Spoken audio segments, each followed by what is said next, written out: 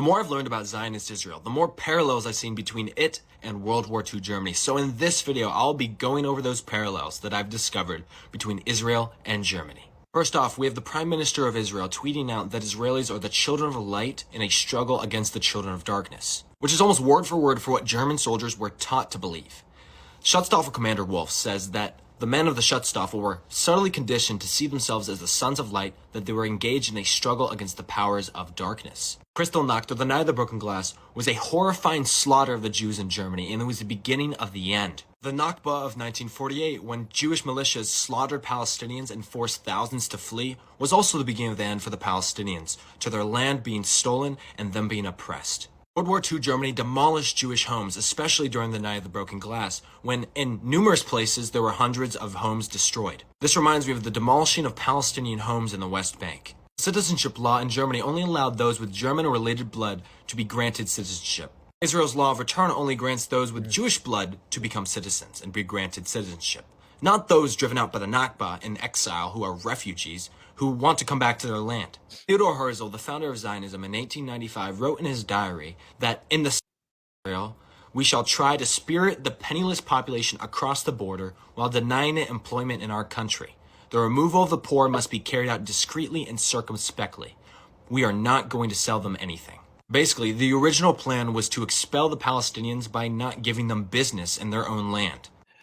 Okay, I can't watch the whole thing without responding to it. Let's go from the beginning and respond to all of this one by one. Okay, but here's the thing: if you want to compare Israel right now with Germany during World War II, let's see if you could find anything equivalent to the Holocaust, maybe. Because if you can't, that was the main thing. Or also, there's two things that you need to find for me. Because if you don't, you're stretching it, right? You're really stretching it. The main two things that we could make us consider Nazi Germany to be evil, right? One is the Holocaust. Actually, three, let's see, okay? Racism, the outright direct racism, especially against Jews, but not just against Jews, but the discrimination, let me just say, against the Jews, LGBT people, handicapped people, and people of other ethnicities and also political dissent. So that's number two. And number three, I would say the invasion of your neighboring countries unprovoked. So going in and invading your neighboring countries. So those are the three things that, I mean, if they did not do these three things back then, they would be kind of considered like many other countries. But these are the things that makes us think like, yeah, those people were evil, right? So I'm hoping, because if you're like, oh yeah, Nazis drank water and they drink water, if you could find things that are similar in other ways, or maybe things that are wrong even, but there are lesser things that we think of when we think the evilness of Nazis at that time, then you're being dishonest. So if you want to show me the similarity between Germany's government back during World War II and Israel, I'm looking for that. Those are the things that you have to show me, or else you're being dishonest. So let's go from the beginning and let's see what the examples you have for me. The more I've learned about Zionist Israel, the more parallels I've seen between it and World War II Germany. So in this video, I'll be going over those parallels that I've discovered between Israel and Germany. First off, we have the Prime Minister of Israel tweeting out that Israelis are the children of light in a struggle against the children of darkness. Okay, how is that? Okay, let's see. You're saying that's similar to what? Which is almost word for word for what German soldiers were taught to believe. Schutzstaffel Commander Wolf says that the men of the Schutzstaffel were subtly conditioned to see themselves as the sons of light, that they were engaged in a struggle against the powers of darkness. I don't understand. So you can't say that we're good and our enemy is bad just because the Nazis said so? After the Night of the Broken Glass was a horrifying slaughter of the Jews in Germany, and it was the beginning of the end. The Nakba of 1940. Okay, so that's the second comparison. I don't understand.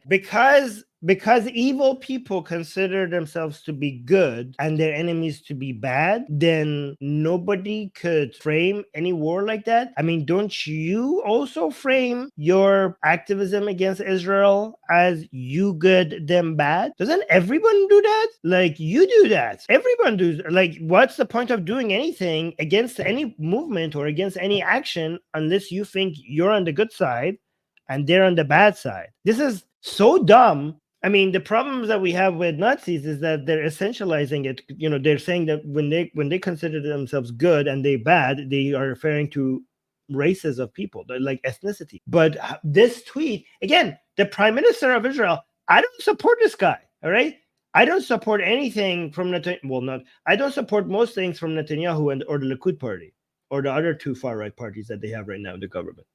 But I don't see the problem with this specific tweet. You are saying we're good, they're bad.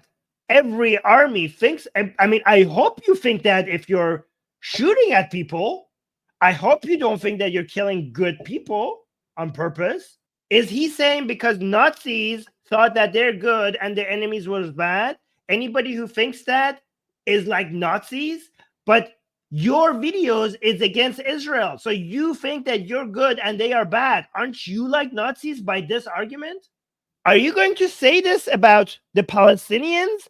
You know what? Actually, now that I think about it, if you go look in Gaza, the people who say we are good and they are bad, and by they are referring to a certain ethnicity, because when the Nazis, when they're saying we're good and they are bad, they made it very clear about the fact that they and us are referring to ethnicities of people, right? I don't see from this specific tweet by the Prime Minister that he is saying that. He might be thinking that, but I don't know. I'm not seeing it in this tweet. I don't know I don't know what you're saying, but I do see it from a lot of people in Gaza when they're saying that our enemies are the side of darkness and we are on the side of light. They are referring to ethnicities or religions. But definitely when they say Jews, they're referring to ethnicities. They have literal hadith. Maybe I should bring this up, because what is more Nazi-like? That tweet or the hadith of Muslims saying that there will come a time where Muslims will be chasing Jews. Again, not my views, YouTube, to slaughter them. And they will be hiding behind rocks and trees. And there will be an Islamic miracle where these rocks and trees will be speaking out, saying to the Muslims, oh, there's a Jew hiding behind me. Jew referring to ethnicities. Isn't that more Nazi-like? I mean, between these two sides, which narrative is closer to the Nazi? Is this the worst you could find? Because this sounds like a defense of the other side. You went and you dug. And when it comes to narratives that looks like the Nazis, this is the worst you could find?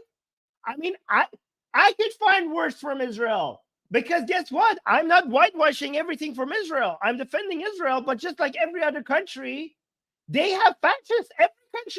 Every country has some fascist in there.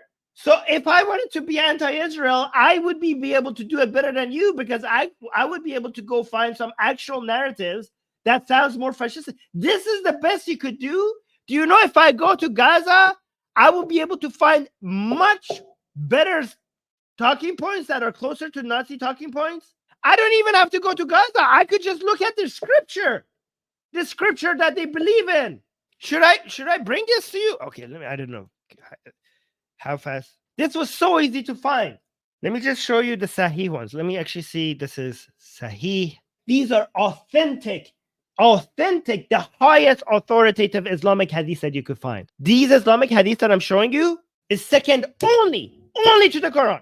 You can't get more Islamic than this. So when it says that Allah's apostle, that means Muhammad. So it's saying that Muhammad said, the hour will not be established until you fight with the Jews. And the stone behind which the Jew will be hiding will say, oh, Muslim, there's a Jew hiding behind me, so kill him. Tell me, what narrative? Was that tweet that you showed me more like Nazis, or these hadiths that is part of Islamic teaching? Where you know what this means? Do you know what they're trying to say with this hadith? And again, it's not just one. Here, there's another one. Allah's apostle said, you, Muslims, will fight with the Jews until some of them will hide behind stones. The stones will betray them, saying, oh, Abdullah, oh, slave of Allah, there's a Jew hiding behind me, so kill him. Do you know why they mention rocks and trees? Do you guys understand? It's not there's a purpose behind mentioning rocks and trees. Why would rocks and trees speak out and tell Muslims that, come, there's a Jew hiding behind me? Look, it continues. There's more hadiths, and these are sahih. These are all sahih. No, it's not because of that. See, it keeps going. This is not just one sahih hadith. There's many sahih hadiths just saying, you will fight against the Jews and you will kill them until even a stone will say, come here, Muslim. There's a Jew hiding himself behind me. Kill him. It's the natural order of things. That nature itself is anti-Jewish. They're saying that it's part of nature to be anti-Jewish. That's the claim here. Do you understand? That's the claim that is being made here. Is that not evil? Anyways, let's continue. Children of light in a struggle against the children of darkness, which is almost word for word for what German soldiers were taught to believe. Schutzstaffel Commander Wolf says that the men... German soldiers also took shit. And I think IDF soldiers also do that. So, hey, wow, so much similarities. Wow. of the Schutzstaffel were subtly conditioned to see themselves as the sons of light, that they were engaged in a struggle against the powers of darkness. Kristallnacht, or the Night of the Broken Glass, was a horrifying slaughter of the Jews in Germany, and it was the beginning of the end. The Nakba of 1948, when Jewish militias slaughtered Palestinians and forced thousands to flee, was also the beginning of the end for the Palestinians, to their land being stolen and them being oppressed. World War II. We live in the opposite world, guys. What are you talking about? The Palestinians were offered a country. Nobody was taking that away from them until Arab countries attacked Israel. Why are you not mentioning that part? They were offered a country. They did not take it. Why did they not accept the country that was given to them? Imagine how much more peace there would be right now. Imagine the lives of Palestinians right now if they accepted the country that was being given to them. Palestine was never a country. A country was being offered to them. They said no. Why? They said no. Neighboring Arab countries said no, and they attacked. And that's what started the Nakba. The Israeli side did not start that. The Arabs were leaving because of the war that the Arab countries started. Why did the Arabs said no to the offer of the country that was being given to them? The United Nations were like, here's the best lands. Let's cut this in two pieces. Give the best parts to the Arabs, and the worst parts to the Jews. The Arabs said no. The reason they said no is because we don't accept having a country if the Jews get to have a country as well. Not as long as the Jews are here. We want all of it.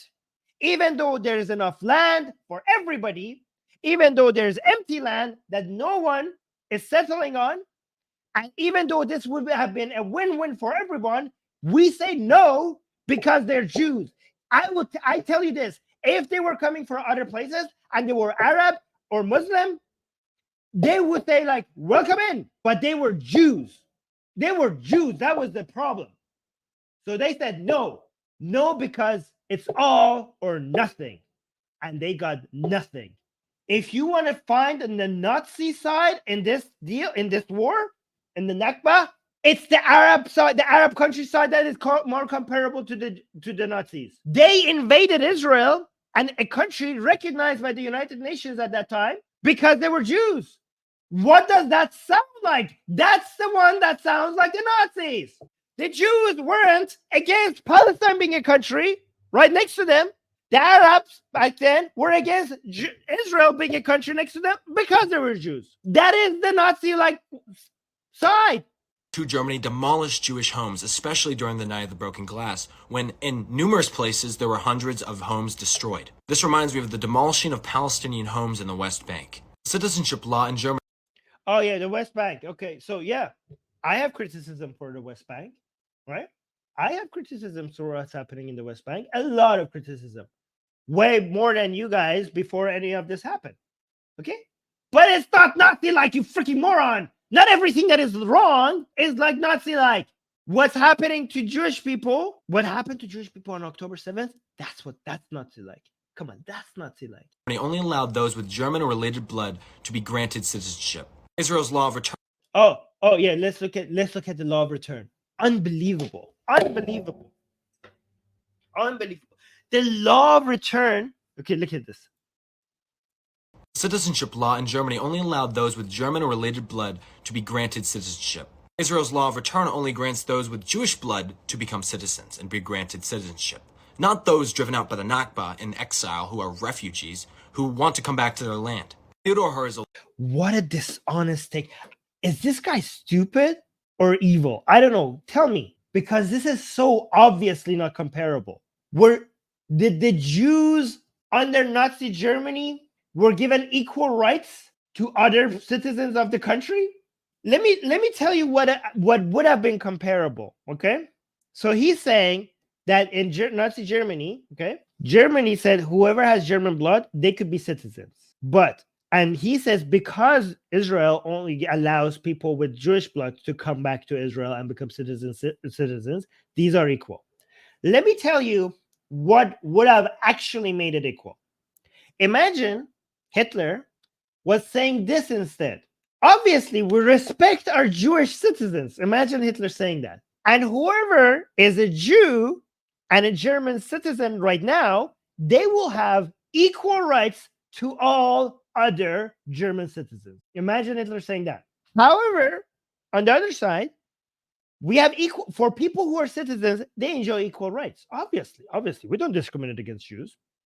We love our Jewish citizens. But given that Aryans are being discriminated against, okay, I'm not saying this, but imagine if they were. Imagine that globally there was this anti-Aryan hatred and they were being hunted down, right? And it's saying that we are not discriminating against other people. We're responding to the discrimination against Aryans all around the world. They're being hunted down around the world. So we are providing them citizenship to Germany as a way to protect them against this global hatred. That would make it comparable. In a world where Aryans are constantly being hunted down everywhere they go. Like there is like people are like looking for Aryans and discriminating against them, committing violence against them, giving them, different rights, pushing them aside, intimidating them. There's scripture against them. If they go to Russia and Islamic countries, in the United States, in Europe, everywhere they go, they're hunting down Aryans. And then there's a country like Germany that was like, citizens enjoy equal rights. If you're Arab, if you're Jewish, if you're Black, if you're Aryan, we don't care. Once you're a German citizen, you enjoy equal rights. But we want to protect our fellow Aryans, right, against this global discrimination that is against them. That's why we're fast tracking their citizenship into this country. We were like, yeah, okay, that's not discrimination. That is a response to a discrimination, right? So, for example, if there is a discrimination against Yazidis, for example, we want to go protect them. Specifically, we want to go protect them. Let's say, for example, there is a discrimination. We don't even need to assume this. There is anti-Christian discrimination in Muslim countries, right? So if they want to become a citizen of your country, they're like, okay, Christians get priority from Islamic countries. Or LGBT. Oh, actually, here's a good example. LGBT people, right? If you are LGBT and you want to come to our country and you're coming from an Islamic country, given the level of hatred that exists against LGBT people in Islamic countries, we will give you a fast track towards a refugee status or permanent residency or citizenship, any one of these. People will understand.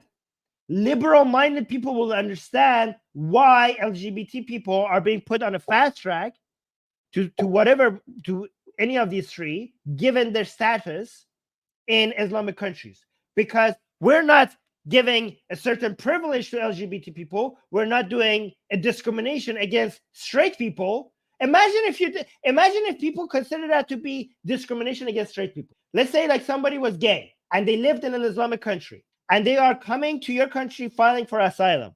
And they say like, hey, I'm gay from an Islamic country. This is why I need a refugee status in your country. And you said like, oh, that would be anti-straight discrimination. What are you talking about? You are responding to a discrimination that exists against against LGBT people. You are protecting people who are being discriminated against. So if you're trying to say that a country is apartheid or they're discriminating against a group of people, you have to understand that equal rights, when you are asking for equal rights applies to your citizens. When somebody is a Jew and not a citizen of Israel yet, you could have positive discrimination for them if you are responding to a negative discrimination. Israel would have been comparable to Nazi Germany only if they were going around. You have 20% of the population of Israel is Arab. The comparison would be made sense if they were being rounded up, put on trains. The 20% of Arabs of Israel, last time I checked, look how far it is. Because there's a lot of options in the middle, right? There's a long distance between Israel gathering all the 20% Arabs of Israel, putting them on trains, and sending them to a concentration camp to eventually be killed for forced labor and eventually be killed. That would have been, but not only we don't get that, we don't get anything even remotely close to that. We even get complete equal rights. We get even more than complete equal rights. We get privileges for Arabs in Israel that Jews don't enjoy. Arab citizens of Israel don't have to serve in the military. The Jews don't.